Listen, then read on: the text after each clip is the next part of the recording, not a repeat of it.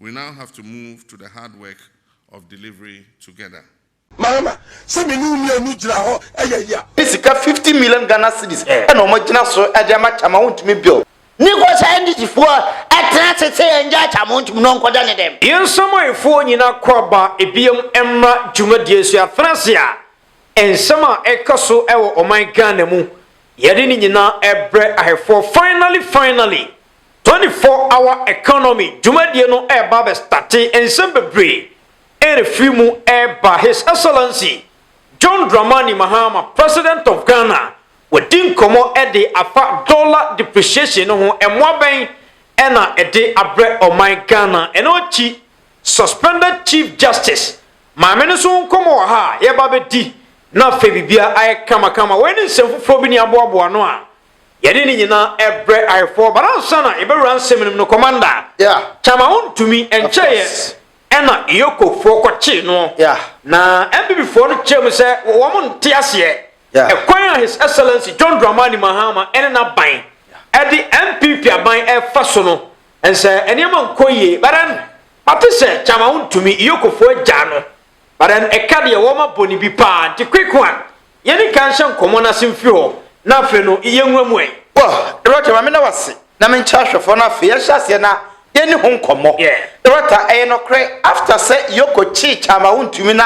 ho nsem be ye bebre o mayim no finally yoko for aman bill ama Ghana for di ho nkomo na according to yoko bill conditions any nsama ifro maso ye ba ne say yoko for a granted 50 million Ghana cedis bill plus 2 sureties and no another ni three so nipa mienu any sika 50 million Ghana cedis and omagina so e dey ma chama Wontumi bill na aside that main reason omagina the bill ne say the health issue no said ya de kan na prekope no e was someone bill na fin okona okohwe no ya for some few days bi na right after that no obeba na omatoa so atoto na interrogation no atoa so ntiwei e chama Wontumi but a report wa yet no yoko for kira omochi chama Wontumi no eno nya galamsey issue eno allegedly sikasem bi between chama Wontumi and Exim Bank ya yeso okoje o misika o de koye adwuma ba sika na amba se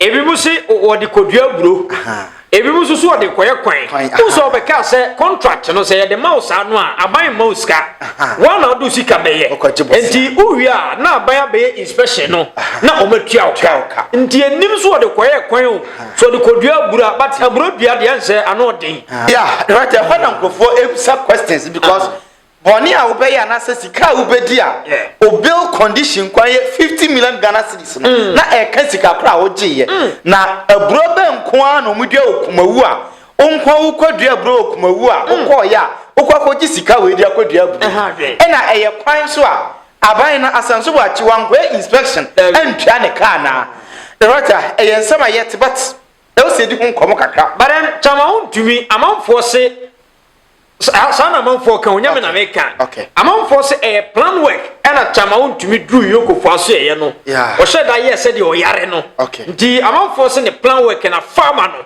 wo so o ye so yare no maja no yo right o kasa asem no me ne o mo ya adwene na dentia me ne o mo ya adwen enie chama Wontumi okọ ye ko office no na onim so mo be che no right dia onim ne say CID for friend no omoma ne let extra reasons into omato om nsa friend omra but okoye no and om say the next day on sign mra bi yokofo no e friend no yokofo no anka de ntia om say omra enti yokofo no de na onim tina adwen ne say e galamse na no muguso toto na no enti okọ no onim say okọ na wasamba fie but okoduru ye no na de na da ne so mo che no e ma ne ka ho enti okọ ho no nsem no mbabusa no kwa be no papa so be yi anom o ka ho no na onim question so mbabusa no at the time akonti waka ho questions na ba onya access to the lawyer ye nyina nso enim se chama Wontumi o ka asem ne ade akina busa na obeka foforo ade akina busa na obeka foforo na no edane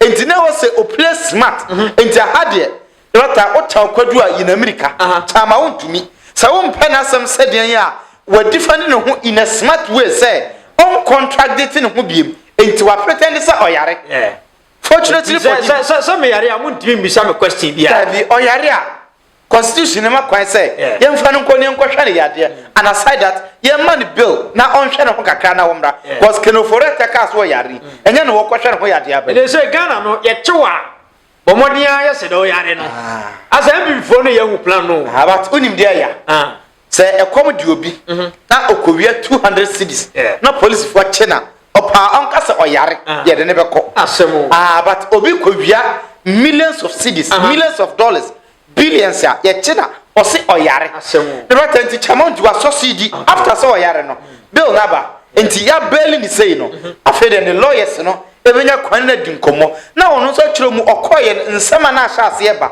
na omo so am the way forward but exam bank for the yet say omo atwe e de court a omo ne chama Wontumi ebe hase ebe twem anso e wo court ana chama Wontumi ehuna mane ho because nipa baako galamse won sensem afi exam bank sika hon sensem wakoye kwan wanya wie waye sei chama Wontumi ehuna mane ho na se chama e oped nti director asem ne nyina so ne say the see ansem ya yekan say national chairman tio enye national chairman tio ya ye nipa de chama Wontumi nka me pese me defend no na mom me ye de ko defend chama Wontumi director enko ho o si me free ho ba exam bank sika no okọ ho na wanko ho onkonko yi ano galamse wakọ na onko ho tano numri forest wakọ na onko ho intimane mfa nko hyese e national chairman ya wope obi a defend na enye yie ne boni ya wadi na edi na chi ne sunsun na echesi no na wata we die onte ne ho ase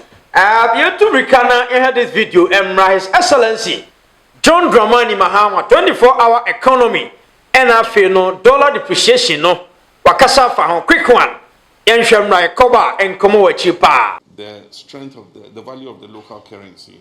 Our debt continued to multiply because the cedi continued to grow weaker, and so you needed more cedis. Because our public debt is stated in cedis, the weaker the cedi becomes against the foreign currencies, the higher it pushes up your debt.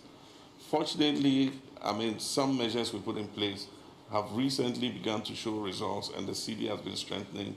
And so we've reduced our total debt over the last 5 months by almost 150 billion cedis, which is very significant.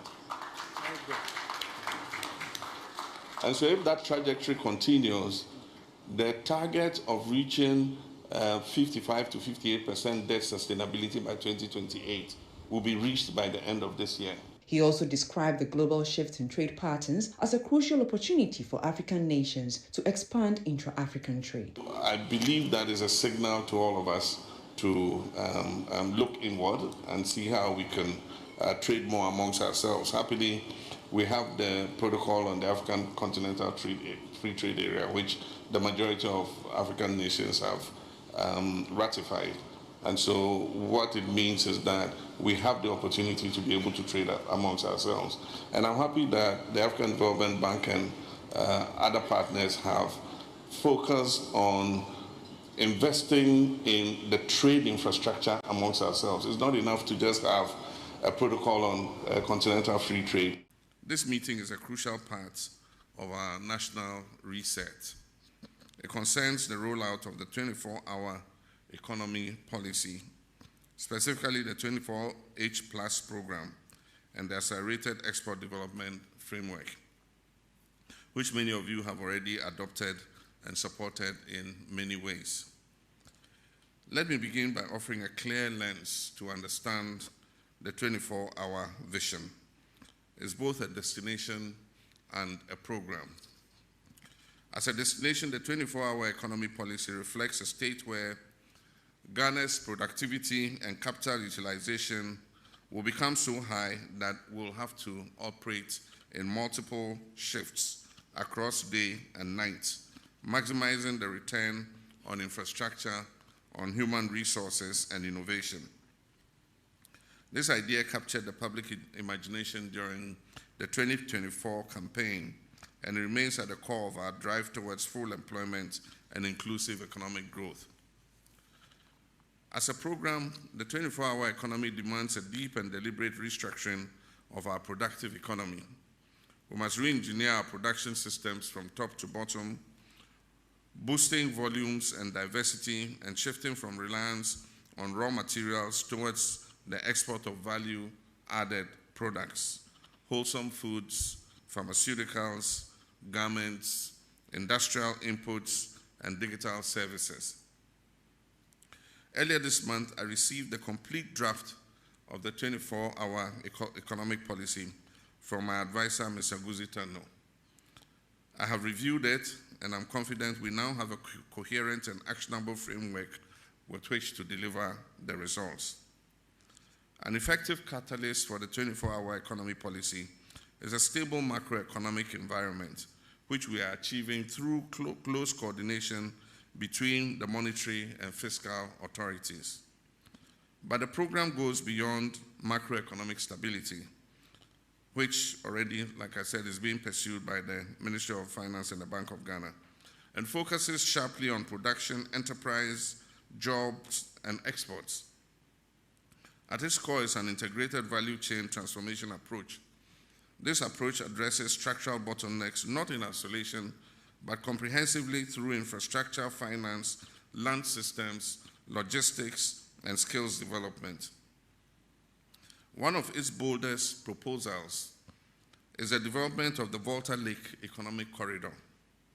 This corridor, centered on the Volta Lake and the Volta Basin, will become a national production zone and logistics span. The plan envisions cultivating over 2 million hectares of arable lakeside land, revitalizing the fisheries sector on the lake, and creating a chain of industrial parks that produce goods for domestic and regional markets.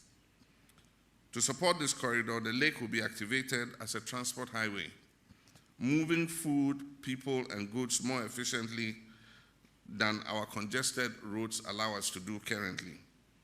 New floating assets, lake ports, and long-term investment partnerships will be developed in coordination with the Volta River Authority and the private sector.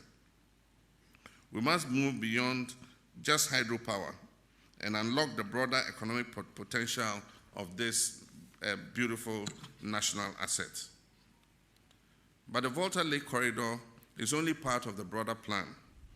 The 24-hour economy program identifies priority value chains across all regions, and these include agro-processing, pharmaceuticals, textiles, light manufacturing, tourism, digital services, and the creative economy. Each one has specific bottlenecks, and the program outlines targeted solutions. On infrastructure, the Ghana Infrastructure Investment Fund will lead efforts to develop industrial parks, logistics hubs, and upgrade transport links. On financing, the Development Bank of Ghana and the Venture Capital Trust Fund will scale up value chain finance for SMEs, cooperatives, and agribusiness in priority sectors. On land, we will develop local land banks, zoned, titled, and investment ready to reduce any delays and uncertainty to investors. On skills, the Aspire 24 sub-program of the 24-hour economy policy will be launched to train young people for shift-based work, digital roles, and entrepreneurship. And on incentives, we'll introduce tax reliefs on machinery and inputs, fast-track regulatory approvals, and export facilitation. The 24-hour economy program is not a top-down model. It is decentralized. Each district will establish its own 24-hour implementation task force, housed within the district and municipal assemblies, and aligned with our local economic development policy. This decentralized approach will allow each region to define and lead its path of industrial transformation based on its natural comparative advantages. Ladies and gentlemen, this is no longer just a vision, it is a structured, sequenced, and inclusive plan, and its implementation is beginning. I've authorized the 24-hour Secretariat to begin detailed program design and investment packaging. The draft program document will be released publicly on Tuesday for broader consultation, and I will invite you to help us finalize it. We'll officially launch the 24-hour plus program in July this year, most probably on Ghana's Republic Day, which is a symbolic day for a bold new national agenda. To guarantee institutional stability, I'm working with Parliament to establish the 24-hour Economy Secretariat as an independent authority, reporting directly to the President and backed by legislation. This will ensure strong coordination, investor confidence, and delivery continuity. Let me end by returning to where I started, that is gratitude. To thank you for your input, for your partnership, and your patience. And thank you for believing in Ghana's ability to reset, retool, and rise to the occasion. The 24-hour economic policy is not just a policy, it is a national compact for shared growth, for decent jobs, for competitive exports, for thriving local economies, and long-term prosperity. We now have to move to the hard work of delivery together. His Excellency John Mahama. Of course. And say enkomonia bienu. Yeah. Ghana automatically say we kwade ye di kan be di nkomo na. Yeah, di nkomo. Ya faso de twa ya kan nyina. Of course. We nya ya kan nyina but ye twa bi. Ye twa bi. And after no 24-hour economy ba quick one nwuram. Yeah, director we a very short one but my mention so baby ye di nkomo dada na men kan kitwa bi on that. Okay. Said the dollar no depreciate ama ye kan akofom no. Me wi na finally Mawuram our 24-hour economy na hopana me pese bi dim nkomo the right I no kray nyina ye bedi san common wa ha ye ne ye viewers de enye yasem foforo said ye nyina ye nim no the right say aban ne bo ne homoden na oman ni eye stable currency ni eye stable a wey any resource aye benya enye da bia na ye beka say aban no onye tax na ompesika bebrebe na yemfa nkotwa ye ho aka yempesika bebrebe ene ye sika ne kuta ye nchinchi amanfonsanye but ade ne nyina ne say at this stage kwa be na be for so in a small way bi obetima bokwa to bi a kwan na say amamo ne tactics asem ne nyina no no one who tactics na obani na musa director mampani bayi in 5 months yentumi nye tax enya sika 150 billion Ghana cedis say you could try a kayete but ye canon so a swat 150 billion Ghana cedis it come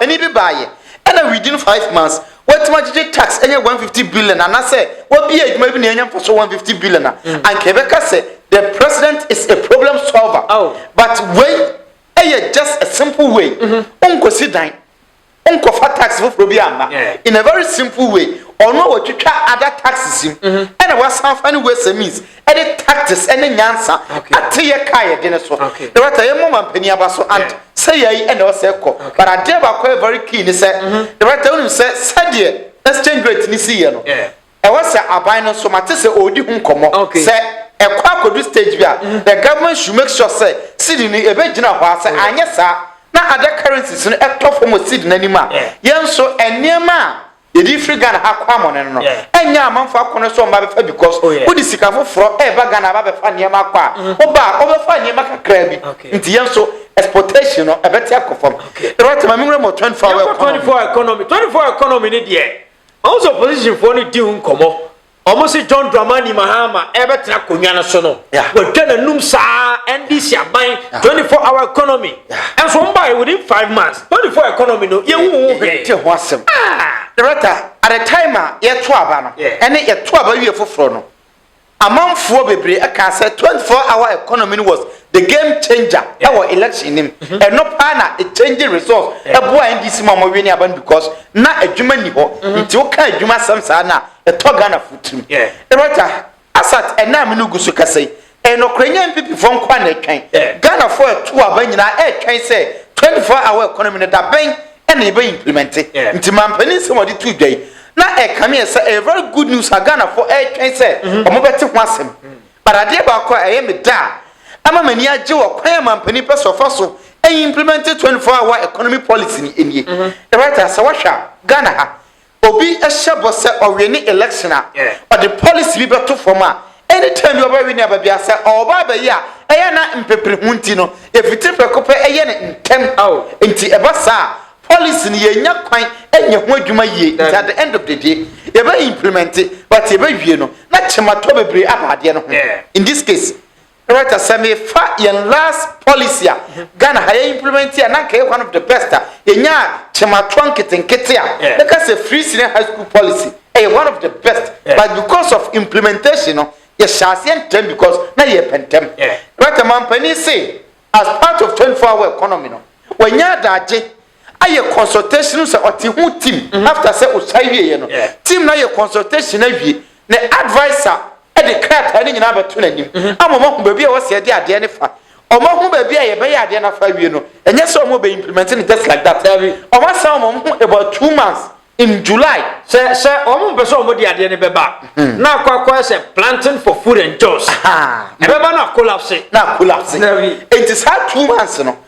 na omanya daji in process na omankasa a designer to ho no o kirem sectors ade ne ko ndi say na man focus choba biaba police stations any hospitals run 24-hour 7 no right man peni ka sectors ya ye ba run 24-hour economy e dey boost your economy no sa sectors we enka ho choba asem bi anim asem ni nyina ne say kwai be ne be so industrialization ebe gina wo manim ye be produce a lot of things in the country yan raw materials no the right kwai be ne be so ye be produce more ye nyina anim say enne gold productivity akosoro ye export more gold no amasidi ni nya hode gold nkwa na betima export wana the answer is no the right fabrics ewo ho entoma ne niam ahodo a ewo se ye ewo omanim materials ahodo right a lot of things and I agree with the president and they can ho ye be dey o say district bia no ye be ma district na nkasa kwan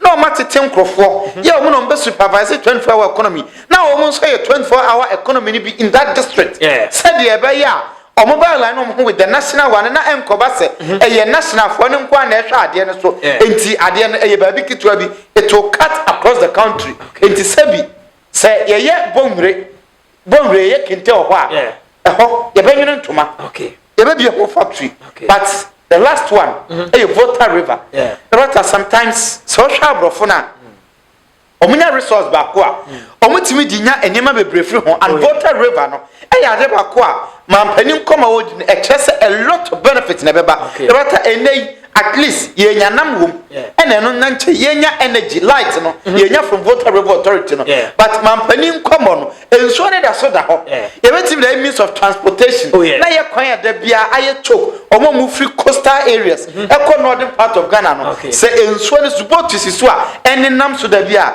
it is very easy right ye hwe say policy we mampini obaye when you say oye here it will be the game changer it will change bibia or person will change in the government now also na be ko chief justice ono we are suspended as was say President Mahama revokes appointment of Sansa from NHIA board now we say no and say yes na you know the certificate no ya hwehwe mu na no certificate na o de be pa adwuma no asem fa problem ho na me nyina okatacha fifa and I expose mami ama chese his excellency John Mahama asa aje adwuma o de ma no na free ne nsem commander yanka ho asem wo se yanka ho asem enye right very good na unim bibi right ababa we ya ne nkoma ba betokwi encheye ena mampani appointing ni say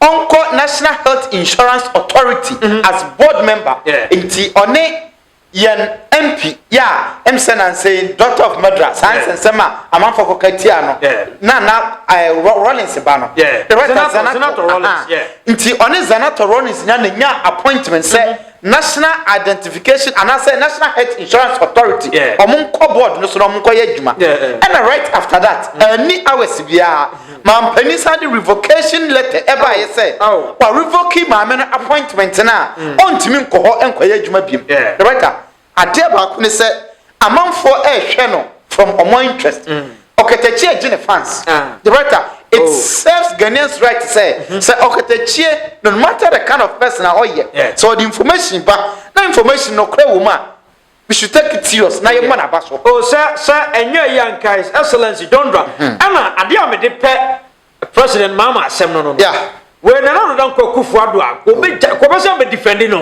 ko nyi no but Mahama who say Dabi I answer mami asem won quick one way in a few. Yeah, director, and until sometimes say a casse obi a disciplinarian, I say obi a giddy, I say obi any source. Director, you won't crophobia, only very silent. On Casabe, but say only would delay or no dealing the pepe. And I like the style of President Mahama. Director, one more appointment. What is say in Sembit Taro?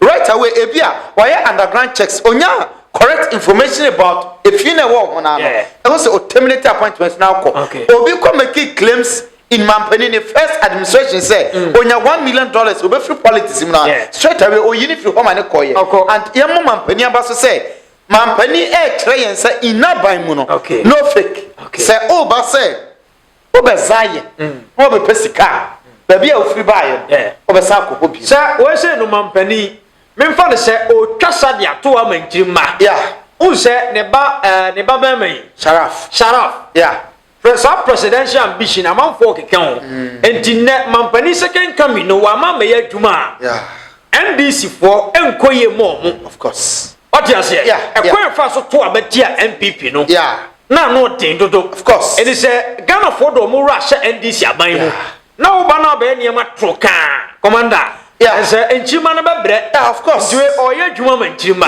the right idea enya no yes yensesa no nti se yensesa ne dia na nado ma obi appointment waye bone na nado guso pampa no nti se yeto abati MPP na oba it is expected say oban mu obi di forgery ba pamno no nko okay na yanko suspended chief justice and say ninsama o de call Supreme Court no and a high court mpo Supreme Court okay wama bogu of course akwara ro sem and na mekasa ro sem a big J so on tiase o say asem de Chief Justice suspended wahuna mani o he said here obre na obi kan obi babuam wasu entesa wa obisu na mami wono amfa ne na de ngu hoi the right resignation so anya by force ono say position ekita ne pa de onyam nti sanye oni o man ne be twia kosi obetwa kosi adwuma nso unim se NDC aban o mu ntimi ne wonya adwuma adwuma ne de o mama ne nye I agree mi ankasa mete hai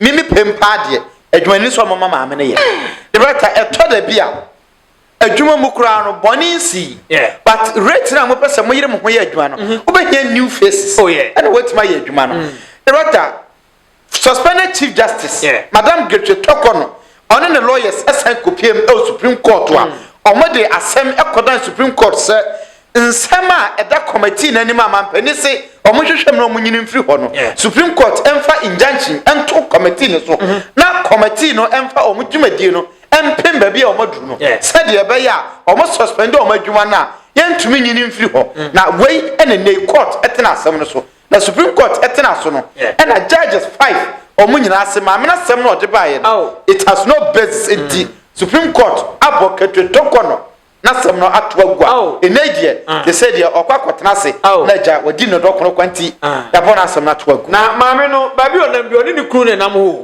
se all the position no ni kunu ne manyina so fili ye omudibi enti ni kunu ne se abane se nu a also gina maame no odi position ni bi nti o kam se on fa ne na de ngu fom no onya adwuma no da woni bibi at the time of Supreme Court no yakodi asem a 50 30 70 enenei onya asem no no ade akọ Supreme Court na ewiase mpanufo buba bi se sade aboa na ntwene dua anka ne to anase ponkodua anka ne to no enka konfonsam da na o Supreme Court ho na all control everything enti se wasem ba okwa na wabo mu ase e a kire no ene ono so kobo ni mu ase e de kire judge fo a ono na oyi omo as panel members omo wie na omo say suspended chief justice ye nua pani no asem na wo de bae no ababa akokra nim entaso mu da boto agunti sore ne kofi the right adeba ko se hye so ne se tumi kitawa musa de obese yuso no se tumi kita na wan yuso ni ya ebe ko asan aba be hetew in a very hard way but masam yetewa chief justice on tiasie baby ade na duru no tanya de betimi reverse bi adwuma na o se ujai to ho na oko yemfansi na afi no abigi J ensomram na onfa kakra emra mesoso abigije ense abigi atenase mama na kwa ba abigi na boko de sina ma nyamya do me ho de papa ense bebre na koso ewo oman Ghana mu baden finally chama wontumi enya bill ama chese enam se uso oyare yes nti yogofo nse agya onkonkohwe no yade no ho to no a ombesa toaso nti quick one yenwa mu ai sina ma me nche hefo chama wontumi onyale sese me bu afu that me bu fu a me ba no onyale When say Chamon to me, I look for say young man and cotton as ended. And you know, cross a Chamon to more yale. When say Chamon to me, I chair yet chino, and then wabo, I yale or yale. Chamon to me, that you don't get be any orbit of Bapon Treasure, Chamon to me yale. Oh, yale that way. I chino, and who are born. And also yale, or yale, I was say chino, ye jello. Nikos ended for at last say and judge amount to non quadane them. Or see I didn't ship them, prison them, my dear chikra. I didn't know, look for a judge oil, honest oil. I papa, finance minister oil. Ghana, your friends, oh yes, oil, I'll push a hoina, also on my Ghana. Or Munyali, or who's or first agent now, or my dad. And the Chamon to be obedient me, Ganjas and Mim, Chamon to me, and at the end it for a new one. Near San Cochino. No more San Franco. Because Chamon to me, Nicholas, I need for Moman on Tono Ghana at that. Oh, no, so I Ghana. Daddy, Chamon to me a Ghana. On your Ghana. On your Ghana. Now, where's your cranny? I see as in bank for so cross as with more. Say you could watch your Muchini, then you galam same quam. Sikabi or Cogen as in bank wa. A quaint same resort, the could you bro, the question, and some baby. I can't who but Chamon to me, dear, one money. Emilio. And I said, I want to be so on your minister. Emia. Chamon to me so Ghana by Sikabianino. Oh, never they would throw the daddy. Oh, no, every day is a blow and need to phone one. Move on, Sika, where the piano for your woman of Monomo, Nijapadian, your home. Near the track, Ghana. But what is someone for Cassa Honorable Kennedy Chassis? Oh, Pia, or Muyale. Until Honor in the castle, or Cody, your man contracts at home, quiet, Capano. Honor when the Jiska a Gunubutum. Our young man is Castle Codiabuno, I would you know. Honor when the Jiska Gunubutum. Oh, Muyale. I brought him a night from Monkey. When the cancer sound, when it's a chamon, on can Japo, also your Berman, on San Cabium. I don't know. Mum Crono, Mumasta, no, a book running the Achino. I honor the Nachino. I Ghana man now soul moon. Where Brian is a fool. I Ghana man I saw Chamon to moon. So Digana and Mlambo can say a do quadra court. Near you as a boa yen jello. Honica say Chamon to honor can Japon the castle. Honor to Munyaman down on Dinho. Some see me a mamma, Moncasa. Meba, Yentie audio imra. I brought you in Serbia to our make allegation be. Get to every Yentie Meba Big Jave Twasso. I try to sit down at top of places. I said, my Waba Kanu, Muntian here. And now, you see, come I want to me. Find a social media or dubility. I have a brass. That would remember. No cre. If I before say no crown or no, and now old jubility, I can was. So Ben the kiss was said. Also, Ben the kiss was a wound to Miss Stacy, say, oh, Ghana, you know, Bekunu. Yeah, but I want to answer. I Matipa. Mo, Matipa. And yet, as soon as see, and the man is Chicago too, RPP, Mrasel, Gania, your friend, and Nana, I will come last central. And yet, as soon as here. And you know, now we are. What say we are doing so dear? Young unity, mra. Now as soon as in young piano man and frosso. And yet, woman, you know, everybody should get registered. Ni as soon as you enter for a year. Just we prepare, say, yeah, you bet my time straight. A do super and so on. Because, maybe to and your politics in the Chama, so what to say? And a pay me name NPP General Secretary interview now. Wouldn't say na Koduate, Koduya come with a lot of pains. Say MPP penifo because of internal elections near the professionalism.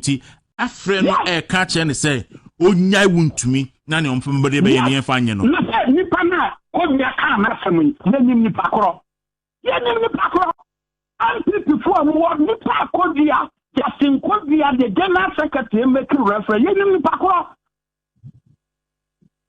You know, Kwabia, the Crown, one not creating inside, one better. Sam like Jana or what that time I would to me fear no. One radio so TV so about the cassette. One more here, one more as soon as the area pass to say. Kwabia one better. All because he's trying to say, well, best friend Tim Yama, because and Yama Bonnie Amoyan, or Timba Bontimba setting records in the street. And Tim Yakovia, yeah, the Kwabia to, I bought to say, but being a business, he can't free beer. I would tell you the next national elections, you know, I do Kwabia, you better to me. May come in that, or be intimate to a bill, Gruma. Or be active, market. What let them so be active to a bill, Gruma. Or be anywhere, be anywhere. Or what people what can I people also over the years? Wontumi radio. Estimate after 2025, move free Jubilee House. And people for 2025, never more free Jubilee House. Because let's financing NDC for, let's financing for independent. Then not be anyone, that's how you catch them and say, oh, yes, small boy. See a kissing man. Me catch and people lead that for say. They should give me ending of this month. Na member backroom. Na member ni kitima. Me mpasha obi betina baby. After sa bring it to break show. Because they said the evidence na ba ya clear. And nipa all say and people kono Ghana. And nipa all say kono e wo kroma. God the general secretary na djuma me so be protective party ma. Assume see a friend say on my dunia kidie. Now they investigate you. I was the same cocoa board. They investigate you. I was ECD why you right. Now me say ending of this month. A different June Hokono. I don't know say about that. Say you as soon as sister wa bodama or no to me say man. Yeah, bodam ken. Yeah, you know really bodam ken. Okay, Abigi. Sinama. And some of Bronya Kennedy, and I say, oh, patron of Kennedy. And now Bronya and Casawayale. Are Abronya and the master now, we are correct. Yeah, as some yabe. Honor will send him. Tia, so when I soon also to Casona will send him. Now, honor will send him. Honor will carry. I see Kana Mukodiano. Or honor entity for any gun and run or fast or mochable. Honor can upon him. And to Abronya and Casano. Honor will be dada. And I yet in the master and to him say, well, Macassa or Yabaka can Japon. Yeah. And you know, I said about what I said, oh, yes, I knew no crack. Sir, Mamicas has to be. Oh, man, Jaya. But none of go for. By Chamon to me and go for. Oh, man, Yataka, Mutaka, honor can Japan. Yakwa yet the Elfu Bababon. Dear honor, dead Mumu Master Nayano. So, man, Jaya, a brand man, Jaya. I dare you by him or Ghana Harno. Ah, so man, Jensen, who Nama Sumusu, Namo Pasamodio, how the man on our kind of Alpha. So man, Jaya Ghana, how your mamma won't do that. Sizania Mahama, ah, your friend Mahama, Bermanaba, your mamma, the Chamon to measure prison, Mudamu Praman try. Ah, Musang Namo, TM people moon, and Nanka who are bringing, I say, Bono, me, yes, I chama, one can some. Asama yabo ona wuni mhobi kama na mtu kotu galam se ona na kaso mkotu galam se kama muji Ghana follows SN no ona fuka Japan na kaso mkose no na identi na ne nya andi tifuo abademba na abasa o mbachi mu abachi dia o yesa o sesa anyimana na ori subo ma ona fuka Japan sem bawnya nkasa ntira no nkofo aye wone na medema bawnya ne nkofo se manjaya Samanja and MPP abamanagu okay and people penful penful musasam abroad what take on our my so and people penful and cheya o man jai man table and kwasa sam no now okay young His Excellency John Mahama 24 economy no e babe baso oh cinema papa no you were also a dollar bafum yeah you were also my to bafum na sa o kan wasemu dollar na eso ateno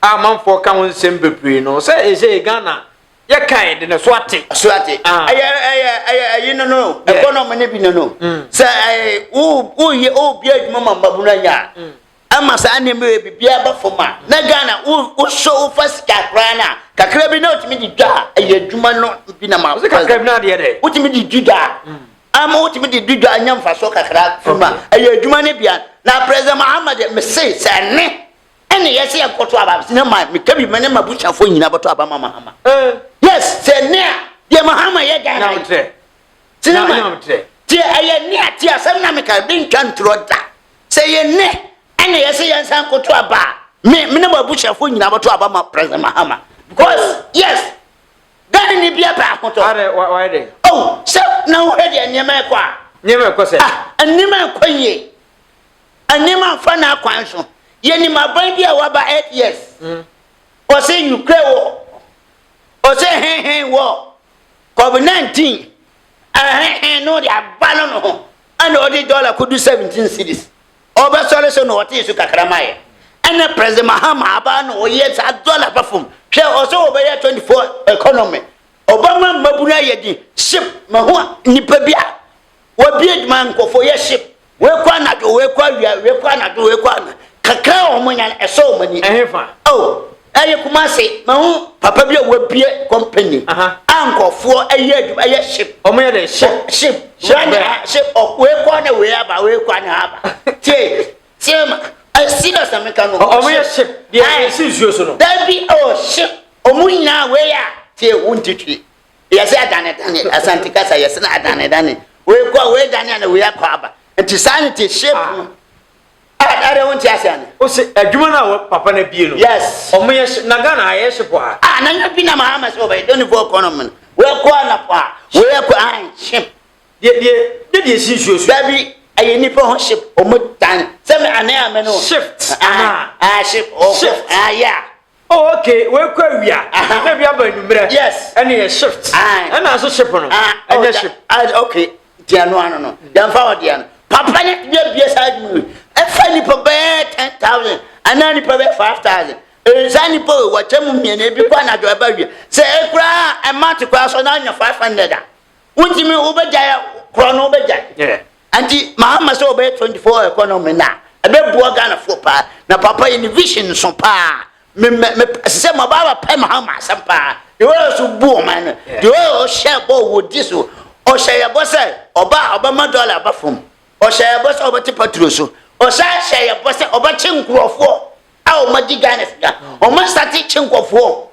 anti Mahama sa o share bo se oba ma oba ya de 24 economy and no aba 2 da se oba yi anti papa yi de no so okay yewie kitwa bi Chief Justice nenso wa record an court no o ma baku say de oni ni kunu emfa minim se emfa na e wo di court sa pa ye de ade yesi from Ghana for say yesi from yesi empel si from Ghana ni bene na me ka ho Ghana for na so man me kan kira Chief Justice yesi empel ni biem on terrace no obi so mbatrase bi yesi empel Ghana for na de asoma Argentina mo se mo mpel no ayempel Arentia oh yesi empel ye ni hwe why dey dia why no ono a woni tini so timi di nipa yesi Ghana mra ne se fa nipa wo nko a ene bodyguard wona timi di oba timi di okunu na di Ghana sika nyina na akotena ba bi holiday saskawe ka betuma si dan e betuma si school dan that mo e betuma maya dollar na ba fom eso wo nko na aye enti yesi empewa